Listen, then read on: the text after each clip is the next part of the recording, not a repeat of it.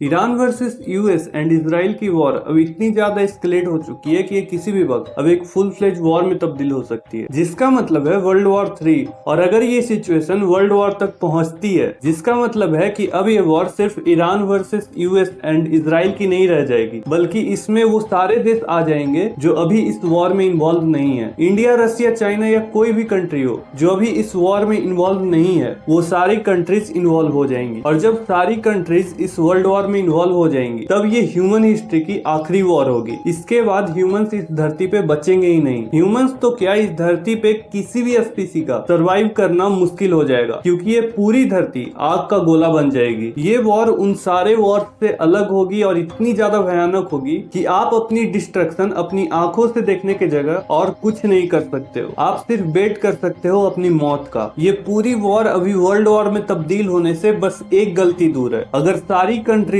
ने अपनी अपनी साइड लेनी शुरू कर दी और सारे कंट्रीज अगर अपने अपने तरीके से इस वॉर में इन्वॉल्व होने लगे, तब फिर समझ लेना कि वर्ल्ड वॉर 3 की शुरुआत हो चुकी है। और हिस्ट्री उठा के देख लो कि किसी भी वर्ल्ड वॉर का एंड सिर्फ न्यूक्लियर वॉर से होता है। आज के टाइम की किसी भी न्यूक्लियर वेपन की स्पीड इतनी ज्यादा है कि अगर कोई न्यूक्लियर वेपन रसिया से लॉन्च होता है तो वो 26 मिनट 40 सेकंड में अमेरिका के कोस्ट लाइन पे होगा। और अगर आपको टाइम से पहले पता चल भी जाए कि आपकी कंट्री पे न्यूक्लियर अटैक हो चुका है, तब भी आप सिर्फ अपनी डिस्ट्रक्शन का तमाशा देखने के अलावा कुछ नहीं कर सकते हो, क्योंकि दुनिया की कोई भी मिसाइल या कोई भी टेक्नोलॉजी न्यूक्लियर अटैक को नहीं रोक सकती है। उस आधे घंटे के टाइम फ्रेम में आप अपनी डिस्ट्रक्शन को सिर्फ अपने नजदीक आता हुआ देखोगे। यूएस और इसराइल ने जब ईरान के सुप्रीम लीडर को खत्म करा, अयतुल्ला खुमैनी को खत्म करा, तभी इस मूव ने एक पावर वैक्यूम क्रिएट करा है, जिसने दुनिया के सबसे पावरफुल न्यूक्लियर कंट्रीज को आमने सामने ला करके खड़ा कर दिया। यहाँ से किसी भी देश की एक गलती न्यूक्लियर वॉर को शुरू कर सकती है। और जब न्यूक्लियर वॉर शुरू होगा तो करोड़ों लोग तो तुरंत मरेंगे, लेकिन असली नरक इसके बाद शुरू होगा। जिस जगह, जिस शहर में न्यूक्लियर अटैक होगी, वो पूरी जगह इंस्टेंटली भाप बन के आसमान में उड़ जाएगी और लगभग 150 अरब किलो की राख पूरे आसमान को घेर लेगी। एक मोटे बादल की परत जैसे वो पूरे आसमान को ढक लेगी। ये राख का बादल सीधे हमारे स्ट्रेटोस्फीयर में पहुंचेगा, जिसके बाद बारिश भी इस राख को आसमान से साफ नहीं कर पाएगी। और देखते ही देखते ये पूरा बादल इतना ज्यादा बड़ा हो जाएगा कि ये सूरज से आने वाली लगभग 20 से 35% लाइट्स को एब्जॉर्ब कर लेगा और उसे धरती तक नहीं आने देगा। धरती का टेम्परेचर लगभग 8 डिग्री सेल्सियस तक गिर जाएगा, जिसका मतलब है कि अब पूरी धरती पे न्यूक्लियर विंटर की शुरुआत होने वाली है। और कुछ ही टाइम के अंदर देखते देखते फिर न्यूक्लियर विंटर की शुरुआत हो जाएगी। पूरी धरती कई सालों के लिए एक मोटे बर्फ के चादर में ढक जाएगी और किसी भी देश में किसी भी तरीके की क्रॉप्स को उपजाना इम्पॉसिबल हो जाएगा। सन की लाइट जैसे ही पृथ्वी पे आना खत्म होगी, उसी वक्त से जो बचे खुचे ऑर्गेनिज्म होंगे, जो बचे खुचे ह्यूमंस होंगे, उनकी भी मौत की कहानी शुरू हो जाएगी। दुनिया की ग्लोबल फूड सिस्टम कोलैप्स कर जाएगी। और अगर ये सिचुएशन क्रिएट होती है तो लगभग दुनिया की 5 बिलियन पॉपुलेशन सिर्फ भूख से मरेगी। खास करके इंडिया के लिए ये सिचुएशन और ज्यादा डेंजरस हो जाती है, क्योंकि इंडिया अपने 90% फूड प्रोडक्शन के लिए ग्लोबल फूड सिस्टम पे डिपेंड करती है। और जब ये पूरा सिस्टम कोलैप्स करेगा, तब ये इंडिया के लिए भी बहुत डेंजरस सिचुएशन क्रिएट कर देगा। तब पूरी दुनिया में खाने के एक एक दाने के लिए लड़ाई शुरू हो जाएगी। और इतना सब होने के बाद भी ये तबाही रुकेगी नहीं, बल्कि और ज्यादा बड़ी हो जाएगी। न्यूक्लियर अटैक हमारे ओजोन लेयर को खत्म कर देगी, जो हमारे सन से आने वाली यूवी रेज को अर्थ तक नहीं पहुंचने देती है। और जो लोग ये सारे सिचुएशन के बाद बच जाएंगे, जो ऑर्गेनिज्म अभी भी सरवाइव कर सकते थे, वो ऑर्गेनिज्म जैसे ही अल्ट्रावायलेट रेज धरती पे पड़ेगी, तो सोच लो उनके साथ क्या होगा। उनकी मौत 1 सेकेंड या 1 मिनट में नहीं होगी। वो मरेंगे तो, लेकिन इतनी दर्दनाक मौत जिसकी उन्होंने कल्पना भी नहीं की होगी। ये सिचुएशन ऐसी होगी कि जो लोग जिंदा बच जाएंगे, वो हर सेकेंड हर मिनट अपनी मौत के लिए तरसेंगे। वो उन लोगों से जलेंगे जो न्यूक्लियर अटैक में सबसे पहले मरे थे। एक न्यूक्लियर अटैक पृथ्वी की सारी स्पीसीज को अपने चपेटे में ले लेगी। खैर, आप क्या सोचते हो, अगर वर्ल्ड वॉर 3 होती है तो इस धरती पे क्या इम्पैक्ट पड़ेगा? आप कमेंट सेक्शन में बताना और इस वीडियो को लाइक कर दो, इस चैनल को भी सब्सक्राइब कर दो, ताकि आगे जो भी इस तरीके की वीडियोस आए आप तक जल्द से जल्द पहुंच सके। मैं मिलता हूं आपसे नेक्स्ट वीडियो में किसी और टॉपिक के साथ।